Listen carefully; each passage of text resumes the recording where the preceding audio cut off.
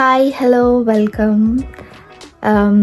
This video is the final video on Buddhism which I'm going to do. Maybe next videos I will pick up another topics. The last video on Buddhism which I want to reflect whatever I have said previously.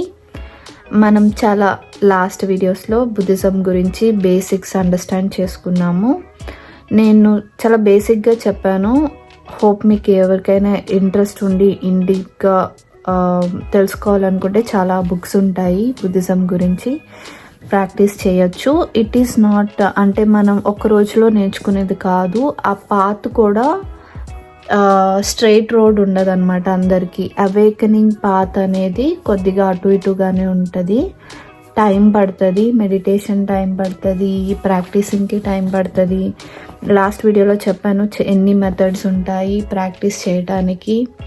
Different food ద్వారా చేస్తారు కొంతమంది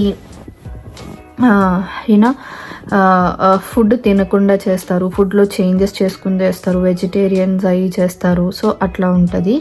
but basic teachings, practice and concept, suffering the main idea Gautama బుద్ధుడు start చేసింది అయితే ఎంత ఉన్నా సరే మనం ఎందుకు బాధపడుతున్నాము, ఒకటి కావాలనుకుంటాము, దాని దగ్గరికి వెళ్ళి మనకు వచ్చిన తర్వాత మళ్ళీ మనం వేరే దానికి వెళ్ళిపోయి మళ్ళీ బాధపడుతూ ఉంటాము. ఎందుకు అవుతాము అలాగా. అలా అవ్వకుండా ఉండాలంటే మనం ఏం చేయాలి అనేది, ఆ సంసార చక్ర నుంచి బ్యాక్ ఎలా వెళ్ళాలి అనేది చెప్పారు. అవన్నీ కూడా మాట్లాడుకున్నాము. అండ్ మనము ఇలాంటి బుద్ధిస్ట్ టీచింగ్స్ని ఇంకా బాగా ఎక్కువ తెలుసుకోవాలి అంటే వాళ్ళు రిట్రీట్స్ కండక్ట్ చేస్తారు, త్రూ అవుట్ ద వరల్డ్ ఉంటాయి. అవి ఎవరైనా ఇంట్రెస్టెడ్ ఉంటే పార్టిసిపేట్ అవ్వచ్చు. టైం ఉండి అక్కడికి వెళ్ళి మేము చేయగలుగుతాము అనుకునే వాళ్ళు వెళ్ళి ప్రాక్టీస్ చేయొచ్చు. లేదు ఇంట్లోనే ఉండి చేసుకోవాలనుకుంటే ఎవరికి వాళ్ళు మ్యూజిక్ పెట్టుకొని కానీ ఆర్ సైలెంట్గా ఉన్నా కానీ రోజుకి 5 minutes నుంచి స్టార్ట్ చేసి స్లోగా ఇంక్రీజ్ చేసుకోవచ్చు.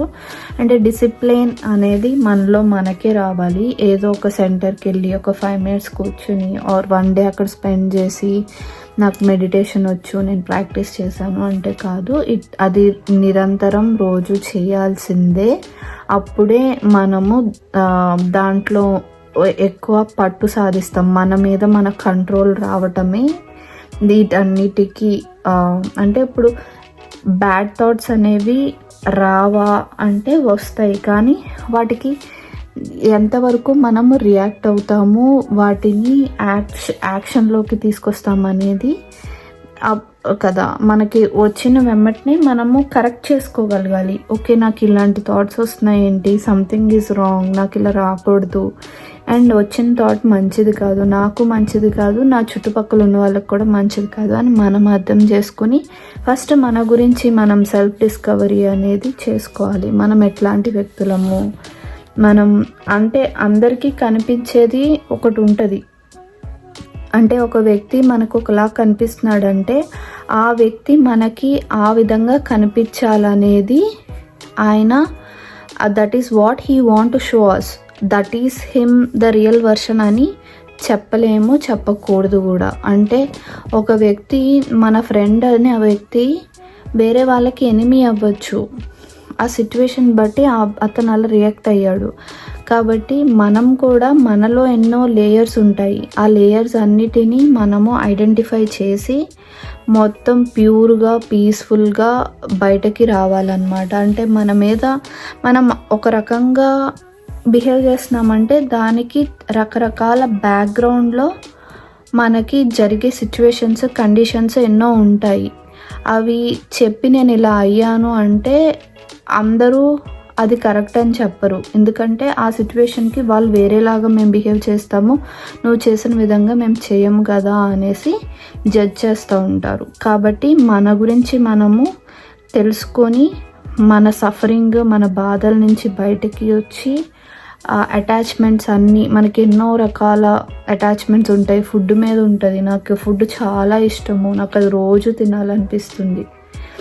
అలా ఉండకూడదు. ఏదైనా సరే ఆ తినినంతసేపు మాత్రమే దాని గురించి ఆలోచించాలి. వన్స్ అది తిని అయిపోయిన తర్వాత మళ్ళీ దాన్ని పదే పదే గుర్తు చేసుకుంటాము. అవన్నీ కూడా అంత మనకి మన అవేకనింగ్కి మంచిది కాదు అనేసి చెప్తారు. అండ్ ఇలాంటి జెన్ మాస్టర్స్ అంటారు బుద్ధిస్ట్లో.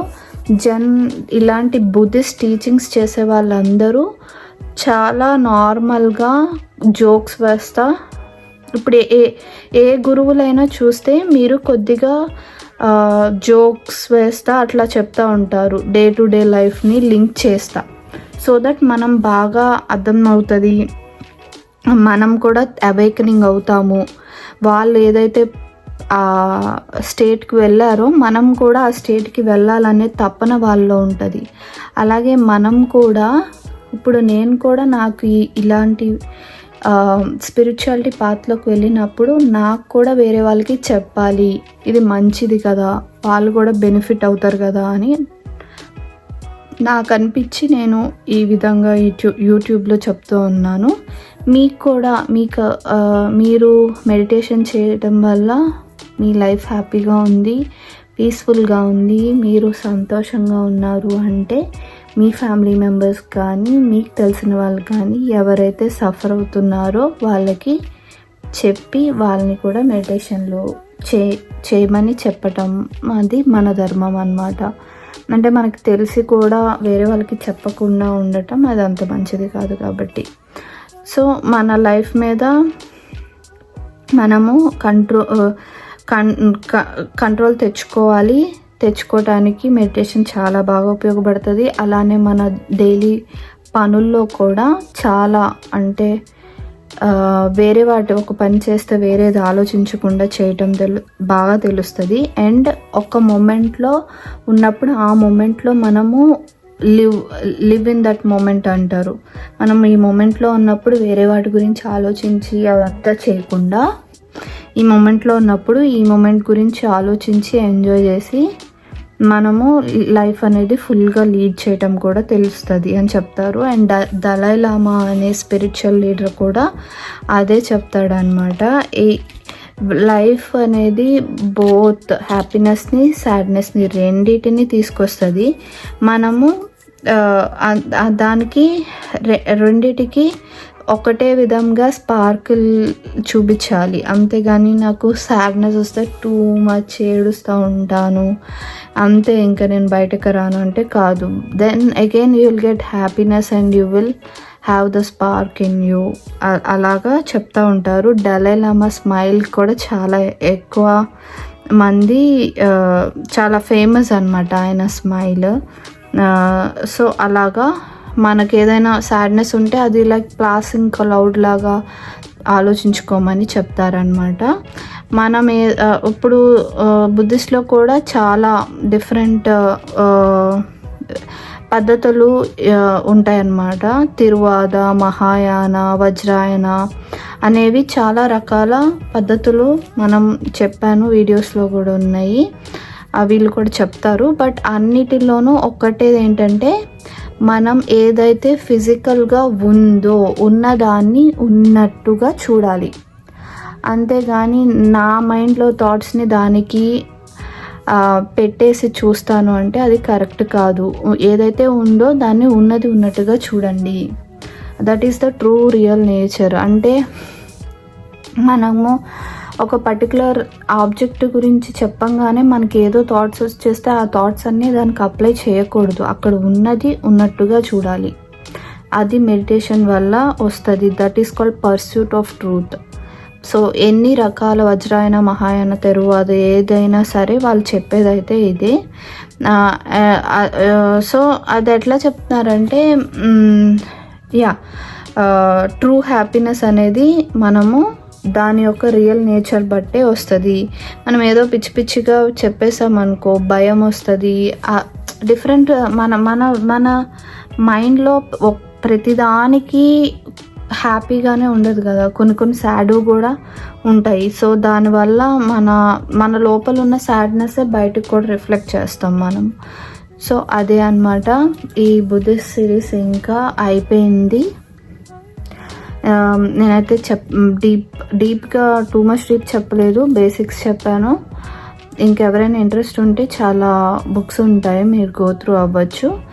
నెక్స్ట్ వీడియోస్ వేరే టాపిక్ మీద ఉంటాయి, అది నేను ఏమి నేర్చుకుంటానో దాని మీద ఉంటుంది అనమాట. Thank you so much for watching this video. See you again in my next video. Bye.